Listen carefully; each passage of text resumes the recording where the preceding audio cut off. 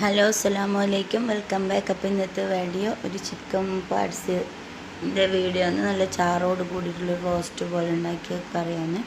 അപ്പോൾ അതെങ്ങനെ ഉണ്ടാക്കിയെന്നുള്ള വീഡിയോ നോക്കാം.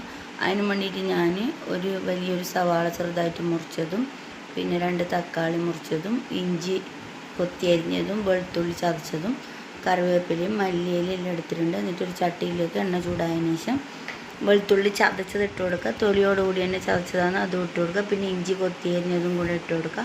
എന്നിട്ട് അതിനൊന്ന് മൂപ്പിച്ചെടുക്കുക. എന്നിട്ട് അതിലേക്ക് 4 പച്ചമുളക് കീറിയതും കൂടെ ഇട്ട് കൊടുക്കുക. ഞാൻ ഇതൊന്ന് ചതച്ചതെല്ലാം മുറിച്ചിട്ടാണ് ഇട്ട് കൊടുത്തത്.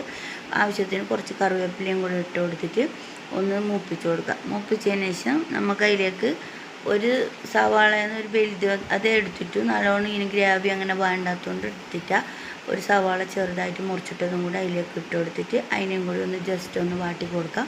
പിന്നെ അതിൻ്റെയൊക്കെ തന്നെ ആവശ്യത്തിനുള്ള 1 ടേബിൾ സ്പൂണ് ഉപ്പും കൂടെ ഇട്ട് കൊടുക്കുന്നുണ്ട്. അപ്പോൾ ആ ഉപ്പും കൂടെ ഇട്ട് കൊടുത്തതിന് ശേഷം തക്കാളി 2 എടുത്തിട്ടുണ്ട്, അതിന് ചെറുതായിട്ട് മുറിച്ചത്, അങ്ങനെ നീളത്തിൽ തന്നെ മുറിച്ചിട്ടത്, അങ്ങനെ അതും കൂടെ അതിലേക്ക് ഇട്ട് കൊടുത്തിട്ട് അതിനൊന്ന് വാട്ടി കൊടുക്കുക. പിന്നെ അതിന് വേണ്ട പൊടി ഐറ്റംസ് എടുത്തിട്ടുണ്ട്.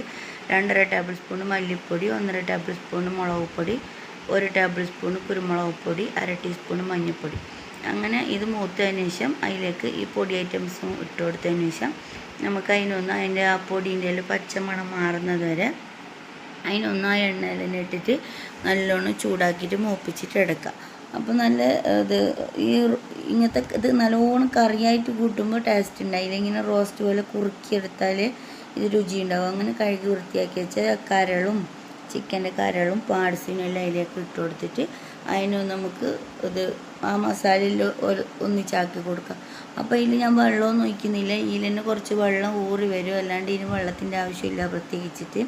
എന്നിട്ട് 2 മിനിറ്റിന് ശേഷമൊന്ന് ഞാൻ അതങ്ങനെ തുറന്ന് നോക്കിയിട്ടാവും കണ്ടില്ല എണ്ണയും വെള്ളവും ഊറി വരുന്നത്. എന്നിട്ട് അതിനൊന്ന് നമുക്ക് അടച്ച് വെച്ച് കൊടുക്കാം. എന്നിട്ട് അടച്ച് വെച്ചിട്ട് 2 മിനിറ്റ് വെന്തതിന് ശേഷം അതിലേക്ക് 2 ടേബിൾ സ്പൂൺ വിനാഗിരിയും കൂടെ ഒഴിച്ച് കൊടുക്കുക. ഇത്തിരി പുളിപ്പിന് ഇതിനെല്ലാം വേണ്ടിയിട്ടാണ്. അതും കൂടെ ഒഴിച്ച് കൊടുത്തിട്ട് നമ്മൾ കറിയുടെ റെഡി ആയിട്ടുണ്ട്. അതിലേക്ക് കുറച്ച് മല്ലിച്ചപ്പ് ഇട്ട് കൊടുത്ത് 1 ടേബിൾ സ്പൂണ് തക്കാളി സോസും കൂടെ ഇട്ട് കൊടുക്കുക. ഒരു ടേസ്റ്റിന് വേണ്ടിയിട്ട് ഇട്ട് കൊടുത്തുന്നുള്ളൂ. അപ്പോൾ എളുപ്പത്തിൽ ഉണ്ടാക്കാൻ പറ്റിയതാണ്.